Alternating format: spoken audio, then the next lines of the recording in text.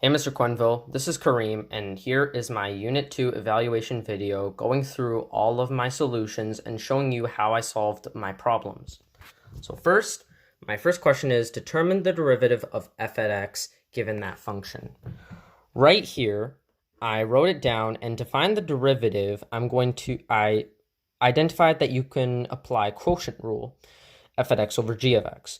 So I do the derivative of f at x times g of x minus the f at x times the derivative of g of x. And I kind of just did that little process right up there. It's then all divided by g of x squared, right? So over here, I identify that I can factor out a negative 2x squared, which I do right here. I factor out the negative 2x squared from this and this to come out to this and this now. So, and then I just move this division and I convert it to a 1 over multiplication, just to be able to help me later on when I'm cleaning this up. Now that I have this, the lowest common denominator is negative x5 minus 1 square rooted. So to have this lowest common denominator be applied, we have to multiply it to this side right here. So we do that. The negative 4x5 minus 1 square root times square root is just going to give you a regular. And then this stays the same because it was not actually, it already has a lowest common denominator, right? So then this gets multiplied right here to this right here. So we can have our denominator set. So then it just simplifies to a 3 over 2 because 1/2 plus 1 equals 3 over 2. Right here, we are just expanding our brackets now, and we simplify common terms. And then right here, we have our function, but I just decided to make it a little bit nicer and take out -1 from this bracket, move it on to here, and we get our final answer. So this is my final answer, and just to verify my answer, I'm going to go to derivative calculator, which I put in my function. And then right here, we have the answer, and it is different than my function, but it's just because the derivative calculator decided to expand this 2x squared onto the two terms in this bracket. I didn't expand it. I just kept it factored, which I think is just a little bit better, but it's the same function in the end, same answer. Now, moving on to question 2, right here, we have determine the equation of the tangent to the curve f at x equals 2, then find the second tangent equation to f at x that has the same slope. So, to solve this question right here, I have my function, and first I have to find the derivative so that I can actually work with the slope that it's asking me with. So I have a product rule, I apply product rule, which is just the derivative of f at x times g of x plus f at x times derivative of g of x.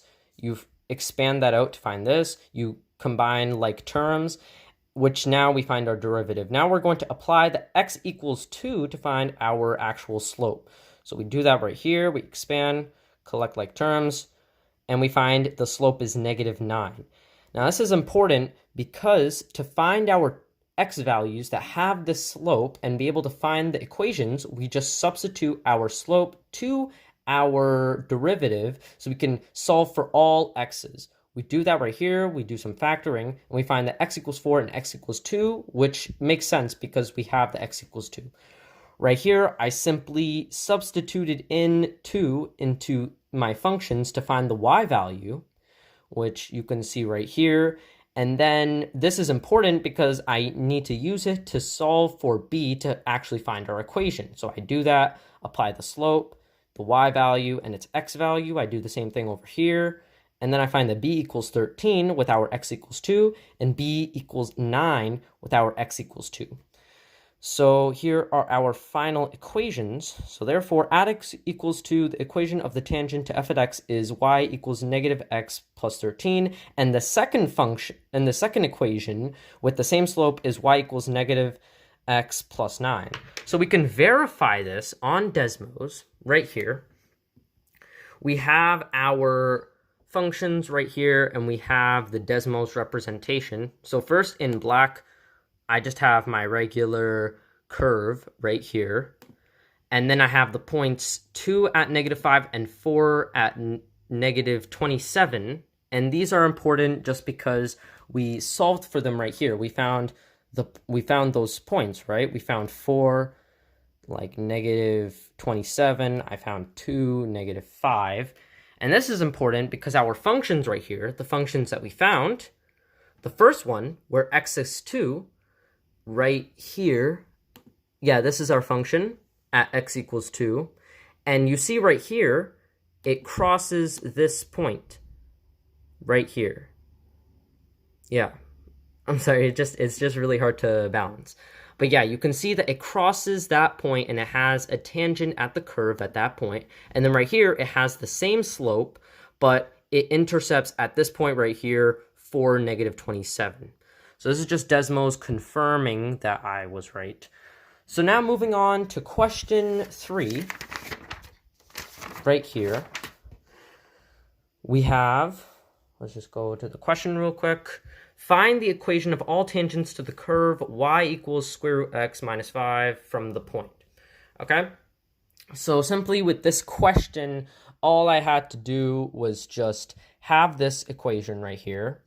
And the thing about this equation is that we have to find its derivative, but we also have to use the slope of the 2 points right here to be able to solve for the m and then set that equal to the derivative, right? This is just a strategy that I use to be able to solve for x. So right here, that's what I do. I do the y2 minus y1, x2 minus x1, as you can see these 2 points, and then the xy right here. We do that, and then we just simplify. We set the derivative equal to the m, to our slope. We then solve, just do a little bit of solving for x, and then we find that x equals 9. So now we can sub this into our derivative to find the slope at 9, and then we can sub it into our original curve so we can find the y value at the x value. This is then important because we use the x and y and our derivative to solve for b to find the equation. We do that right here. We find that b equals -7/2. Therefore, the equation of all tangents to the curve y equals square root x minus 5 from the point -9, -5 is y equals 1/6x minus 7/2. And again, we can confirm that this is the correct answer right here. So we have our curve right here. We have our curve, and we have our point.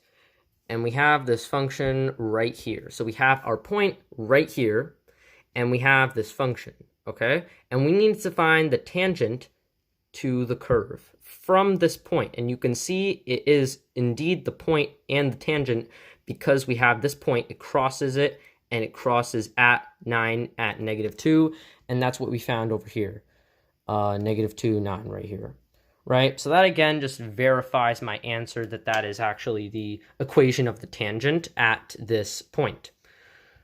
Okay, so now on to my last question right here. Differentiate f at x, and this really weird chain rule question, and then we have to simplify fully. And then we use a Desmos to verify the answer graphically. Okay, so right here on the number 4, we have this very messy chain rule question. But the key here to understand is just to do it in parts, right? So first, we have to do inside. So the thing about chain rule, you do inside times outside. So this inside right here, 5 gets moved over here times 50. And then we have this function right here. We have the rest of it. And then we have times the inside of that right there, right? So we do that. Then over here, we're having this function, and then we have to find the derivative over here. So this 1 just simplifies to a 0, you know, and then that is the progress we make on that line. Over here, we find that we can move this 6 over here, because that's what you do in a derivative. You move the 6, and you reduce this by 1. You do that, you times the 50 to get 300. You move on with the rest of this, And then this reduces down to 5. You're able to do that. But then you have to multiply this by the inside, which we do right here. We then move the 8 over there again, times the negative 8 to get negative 8. We move that over here to 300 to get negative 2400. We have our original outside, and then we're still working out this inside right here. We work that out just pretty much 6 plus, we have our original, we have our 7, we have our 8 right here. And then over here, the derivative of this bracket is 21x squared. We move that down right here. We then apply it again over here to get negative. We then apply that again over here to get this. I think I'm going ahead of myself, but that's just what I did over here for that step. Over here, this function seems to be like pretty, over here, like we are already solved over here, but now we have to keep working through this. We send that over there to times that. We get this leading coefficient because 21x squared times that equals this. We then have our original up front, but then we have the 7 over here that we took out earlier, like on this line. Yeah, we have it over here, and then this stays the same except the previous gets reduced down, 5 gets reduced to 4. And then we have our final answer right here, which you can see right here, all simplified. And we can confirm this answer with our, right here, with derivative calculator. And the answer is the same. It's just they put like the brackets in different places, but that's fine, honestly. Like it's still the same answer. We then can confirm this for my B. Part B, I can confirm this. I graphed the, right here, I graphed this, which was my derivative, and this, which was my original curve, to find this right here, Desmos. And you can see the point right here, it, like the original curve is going up past this point, and then the derivative goes down, which is, this actually makes sense because when you find the derivative of a function, it's going to be the opposite. So this one goes up here, the original curve, and then the derivative of that goes down. All right, and then that's pretty much it. Honestly, I think I'm done explaining everything. If you want me to give you any more information about how I did my work, I can supply you with that, but this is just explaining everything, and I'm already on 12 minutes. I kind of want to finish up. So, thank you for listening to that, Mr. Quenville. Like, thank you so much. I know I went a little bit over time, but maybe you can make me an exception because I really just tried to explain all my work. So, thank you so much, and I hope you have a good day. Thank you.